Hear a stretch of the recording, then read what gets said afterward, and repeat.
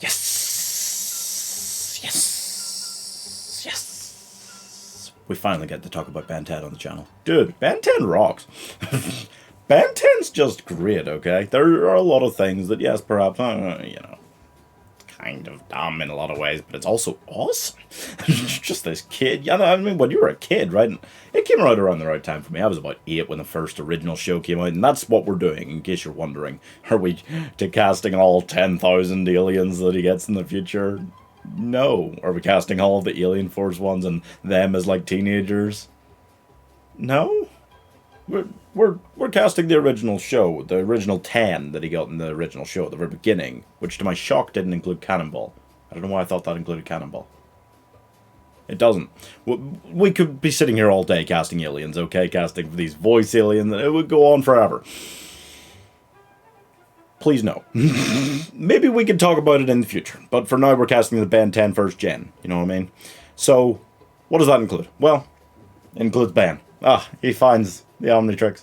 It's glorious. When I was 8 years old, I just wanted to slam it down and be like, yeah, fuck yeah, I'm Diamond Head now. Cocks, bitch, get you all.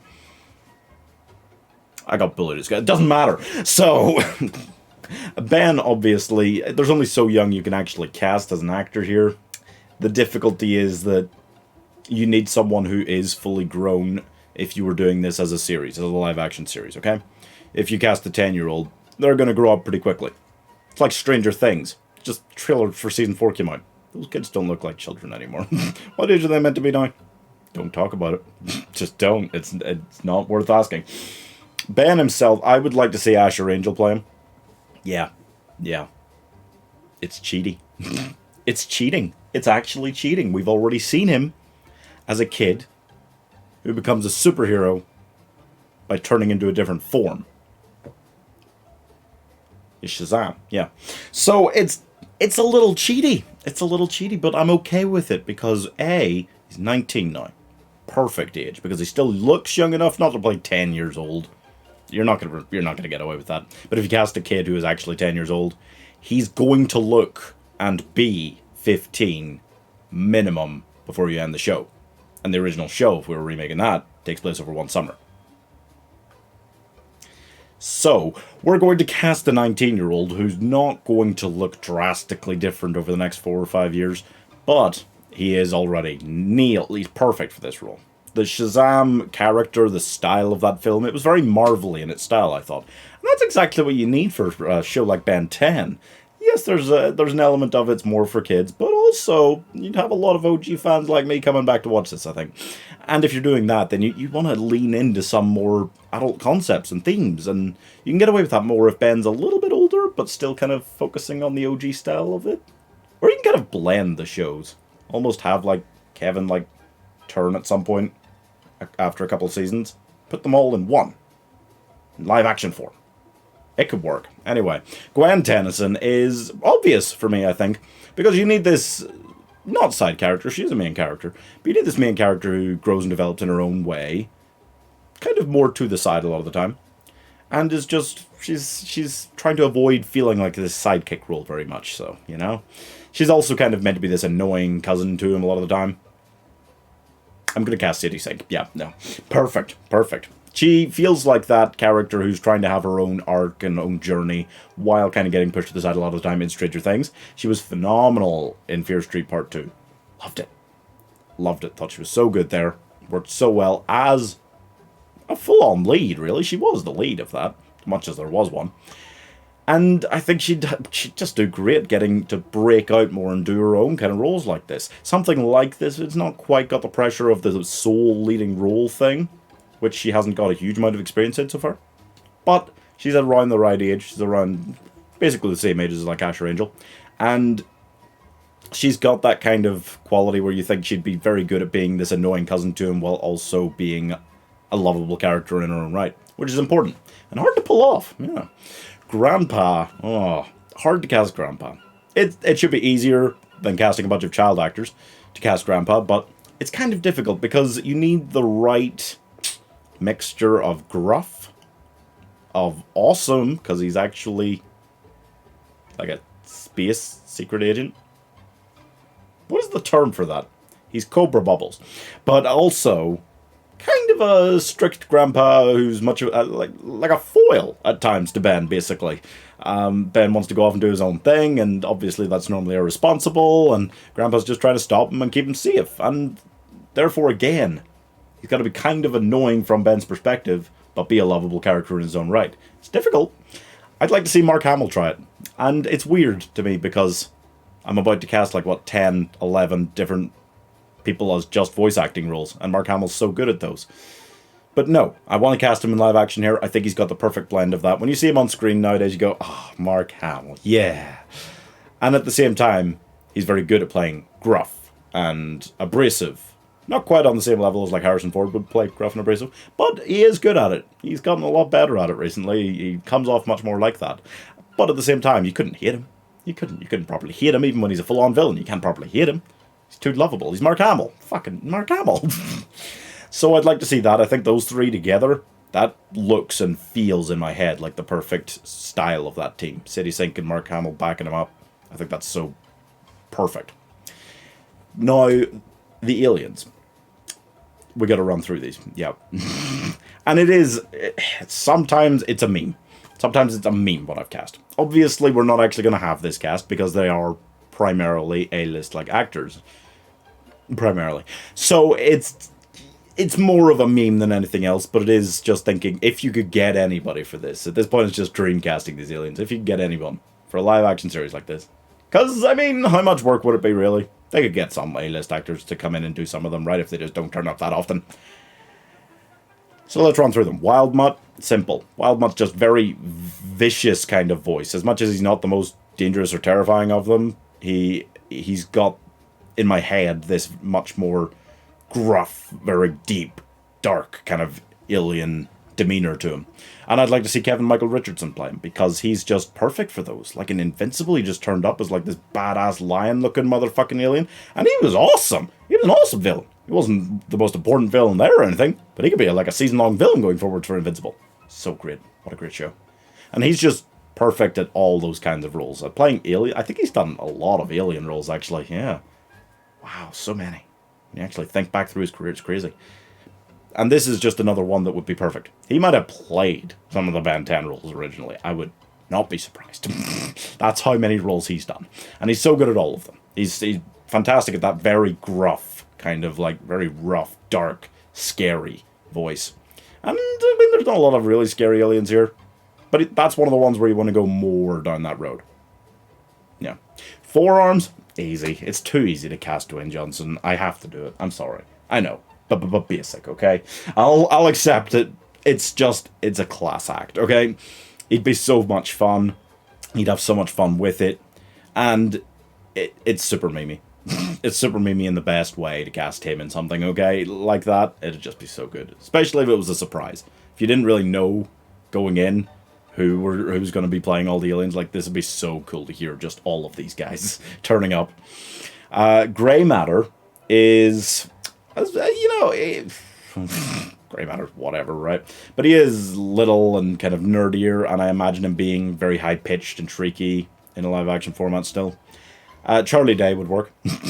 Yeah, I think he's perfect for any memey kind of role. He's very good at voice acting, I think. Voice is so well suited for it, because it's so, so well distinguished. You know exactly who is talking when Charlie Day is. And I think he's done those kind of nerdier roles before as well. Pacific Rim, fine at that.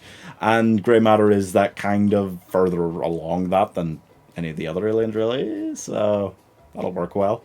It's kind of just memes, this whole thing, guys, honestly. Who's next? Oh, yeah. Accelerate. Perfect. Let's cast Evan Peters. Yep, I was going to cast Ben Schwartz because he plays Sonic the Hedgehog. But then I thought, no, actually, Accelerate, he should be... I think Ben Schwartz has got quite a... Not a really high-pitched voice or anything, but it's different. It's different to the likes of Evan Peters. And him as Quicksilver, memey, makes it memey. But also, I feel like it's really... He's that style. Accelerate's that style of confident speedster, but not the really outright cocky kind of Ben Schwartz as Sonic. And that's not Ben Schwartz's fault. I love him, and I love him as Sonic. That's just the style of Sonic as a character. Evan Peters would probably fit better for Accelerate, I think. Upgrade. I think Ben Whishaw. Yep, Q himself. I don't know if he's continuing in that role after Daniel Craig's done his Bond, but he is fantastic at that. And that is another upgrade. It is kind of also a nerdy-ish role, right? He is also tech-focused and all. I don't know, some of these aliens I'm kind of like, really? All the ideas you had and all the other ones you introduced later, these were the first 10. There's a couple in there I'm kind of like, oh, alright, upgrade, fine, whatever. He is useful, I acknowledge this, but he's alright. Ben Whishaw will be good for that. Diamond Head, John Cena. The ultimate meme. I say it constantly. John Cena is the ultimate meme for everything. I want to cast him in everything because he's so funny, so good as Peacemaker. In the Suicide Squad, he's going to be so good as the Peacemaker in the show. Oh, I'm looking forward to the show. But also in voice acting terms, he's got everything you need down. And Diamond Head is just another one of those absurdly kind of roided up looking aliens, and like the Rock's forearms. There'd be a kind of competition between aliens. You'd really give them all their own personality, even though Ben is in control of them all. It's very hard to explain. It's just what I've got going on in my head. I don't know if it would work. I think it could. Ripjaws. Yeah, again, I think Will Arnett. Why? Because he's done The Missing Link in Monsters vs. Aliens. Oh, that's going back a ways, but he was so good at that. And he's so good at roles like that. That overconfident, brash, annoying kind of character. And I imagine Ripjaws, if you're giving him more of a personality then you're giving him the kind of, hey, it's me, it's Ripjaws, much more kind of, I'm not actually that great because I'm a fish, compared to like Diamond Head and Forearms, who are that great, and they know they're that great as well.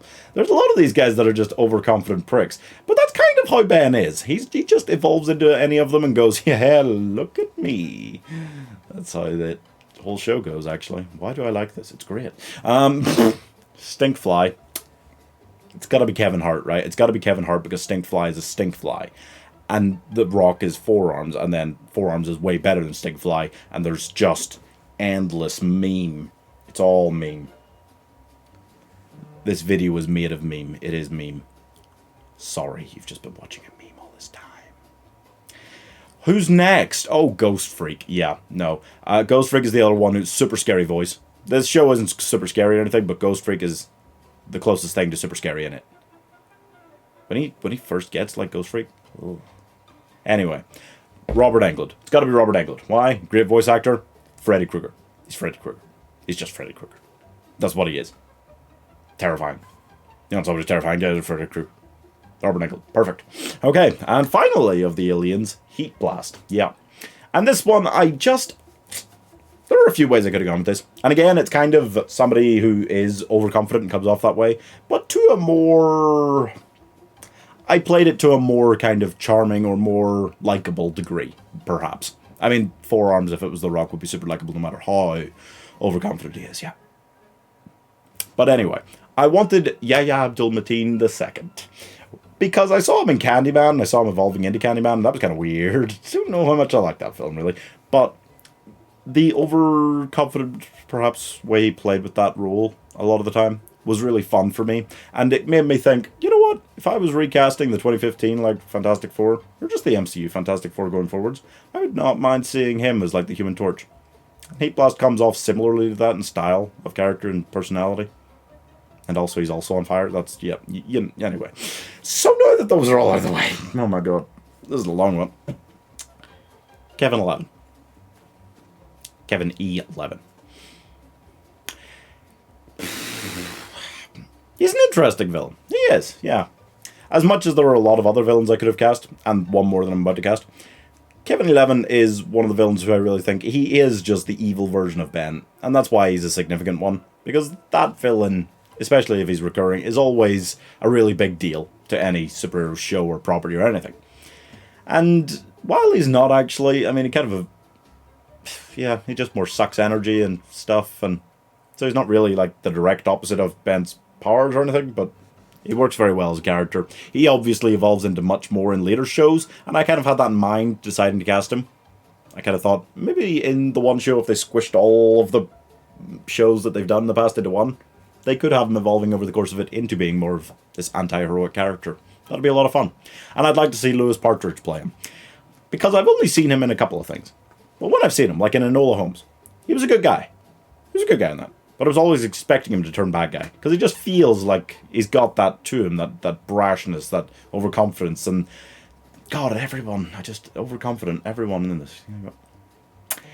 I just feel like he's got that quality that makes a really good kind of frustrated villain who... Because Kevin wants Ben to join him. And they can kind of... Well, I don't know what he intended originally, rule the world together or some shit like that.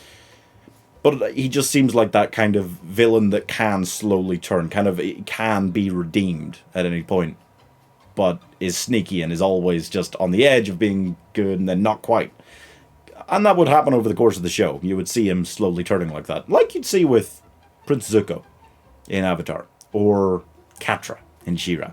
That sort of thing. And I feel like those parts should be very good for a role like that. That's what I intend for Kevin in this random coke dream of a show I've developed in my head. But finally, Vilgax. The true archenemy. As much as Kevin is he's a constant recurring threat, Vilgax is the true archenemy. And so he should be. He's a badass, tentacly, Davy Jonesy looking fucker. And, there's only one way to go. You gotta cast like Andy Serkis.